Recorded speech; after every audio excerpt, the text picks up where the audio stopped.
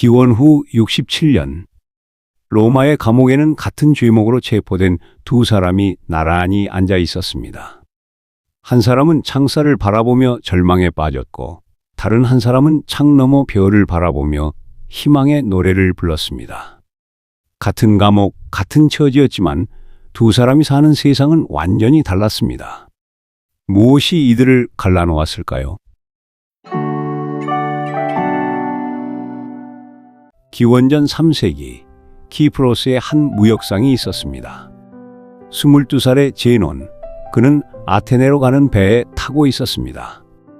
배에는 그가 벌어온 막대한 재산이 실려 있었죠. 그런데 갑작스러운 폭풍을 만나 배는 침몰했고 그의 재산은 바닷속으로 사라졌습니다. 제논은 모든 것을 잃게 되었죠. 보통 사람이라면 절망했을 겁니다. 하지만 제논은 바닷가에서 소크라테스의 대화록을 읽게 되었고 그 순간 깨달았습니다. 재산을 잃은 것이 아니라 진정한 부를 찾을 기회를 얻었다는 것을 말이죠. 그는 상인에서 철학자로 변신했고 아테네 광장의 기둥 아래에서 사람들을 가르치기 시작했습니다. 그곳이 바로 스토아, 줄지어선 기둥을 뜻하는 말이었죠. 제논이 세운 스토아 철학은 이렇게 말합니다. 세상의 일 가운데 우리가 통제할 수 있는 것은 거의 없다. 하지만 그 일을 어떻게 생각하고 받아들일지는 내 손안에 있다. 라고 말이죠. 배가 침몰한 것은 제논이 바꿀 수 없는 사실이었습니다. 하지만 그것을 재앙으로 볼지 새로운 시작으로 볼지는 온전히 그의 선택이었죠. 비가 내립니다. 농부는 웃으며 말합니다. 농작물이 잘 자라겠구나. 소풍 가려던 아이는 울고 빨래를 널어둔 자취생은 한숨을 쉽니다. 책을 읽던 작가는 미소 지으며 생각합니다. 글쓰기 좋은 날이구나. 비는 그저 비입니다. 하늘에서 물방울이 떨어지는 자연 현상일 뿐이죠. 하지만 사람들은 각자의 생각으로 비를 축복으로 만들기도 하고 슬픔으로 만들기도 합니다. 스토아 철학자 에픽테토스는 말했습니다. 사람들을 혼란에 빠뜨리는 것은 일어난 일 자체가 아니라 그 일에 대한 생각이다. 라고 말이죠.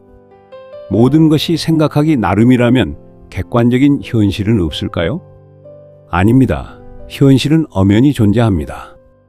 스토아 철학은 이를 명확히 구분했죠. 바꿀 수 있는 것과 바꿀 수 없는 것.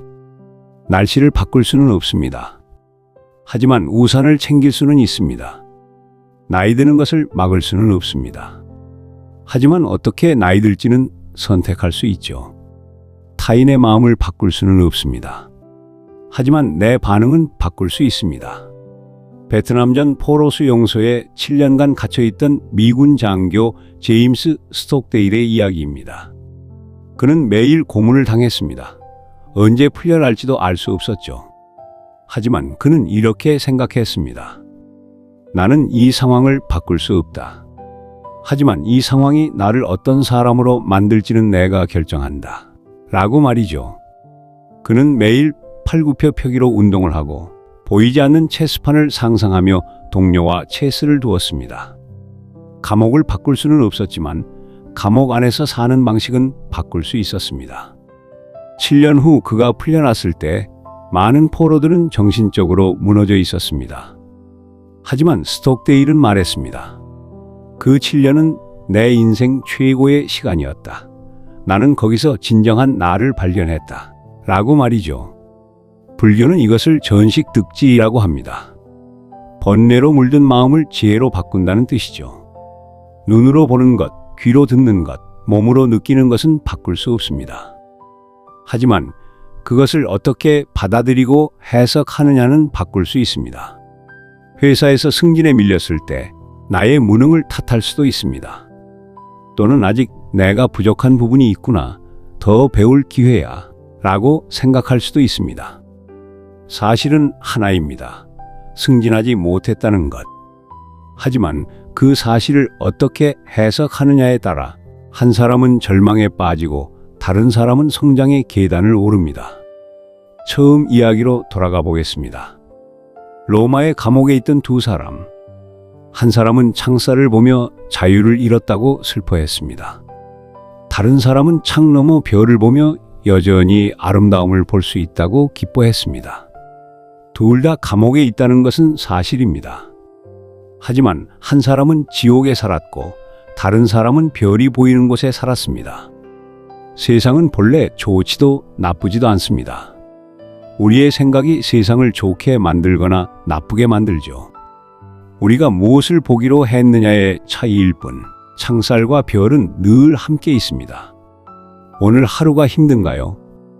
그렇다면 잠시 별을 찾아보는 건 어떨까요? 작은 것이어도 괜찮습니다.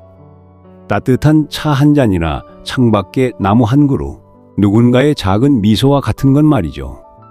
그것을 보기로 선택하는 순간 우리의 세상은 달라질 테니까요.